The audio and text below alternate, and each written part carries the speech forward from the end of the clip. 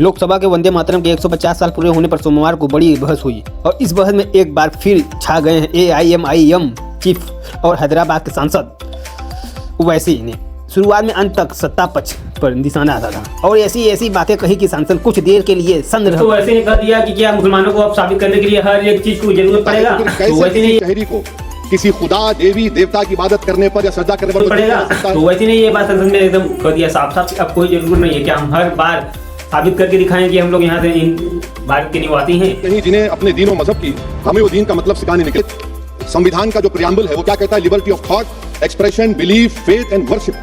अगर दस्तूर का ये पहला सफा ये बात करता है तो फिर कैसे किसी शहरी को किसी खुदा देवी देवता की इबादत करने पर या सजदा करने पर मजबूर किया जा सकता है? और वैसे ने यह भी कहा है कि क्या वंदे मातरम बोलना ही जरूरी है? क्या देवी देवताओं के लिए हम लोग को जबरदस्ती सजदा करना जरूरी है? बहुत चीजें वैसे ही बोल दिए हैं। पहले अभी वीडियो की देखिए।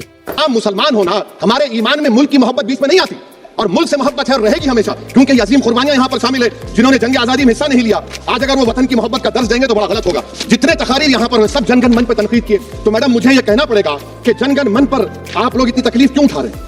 मेरी इबादतगाह, मेरे कपड़े, मेरे कारोबार पर हमले होते, मगर मैं फिर भी कहता हूं कि वतन मेरा, हर वतन को हम छोड़कर नहीं जाएंगे। मगर हुब्बुल वतनी का क्या मुतालबा है? हुब्बुल वतनी ये कहता है कि वतन से मोहब्बत है तो जुल्म को खत्म करो, गरीबी को खत्म करो, बेरोजगारी को खत्म करो, जबर का खात्मा करो, अमन का गहवारा बनाओ, पाकिस्तान की दहशतगर्दी को खत्म करो, एक्सप्लॉयटेशन को रोको, शरारत को रोको, मुल्क के खिलाफ की जाने वाली साजिश खत्म करो।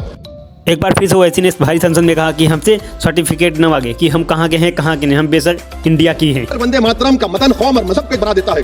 अगर हम इसे टेस्ट बनाते हैं वफादारी का, तो फिर मान लीजिए कि ये गांधी, अंबेडकर, टैगोर, बोस और लाखों आजादी के सिपाहियों की सोच को छोड़कर गोडसे की सोच की हिंदू कौमी प्रस्थान मैं खत्म कर रहा हूँ। हिंदू कौम प्रस्थान क्या करेंगे? हम उम्मीद करते हैं कि हुकूमत इस पर जोर जबर ना करे। मेरा राइट है, यकीनन मैं जानता हूं कि आजादी के लड़ाई में वंदे मातरम का नारा था, मगर अगर आप इसको जबर करेंगे तो ये संविधान के खिलाफ है। वफादारी का सर्टिफिकेट हमसे मत लीजिए, मैं खत्म कर रहा हूं।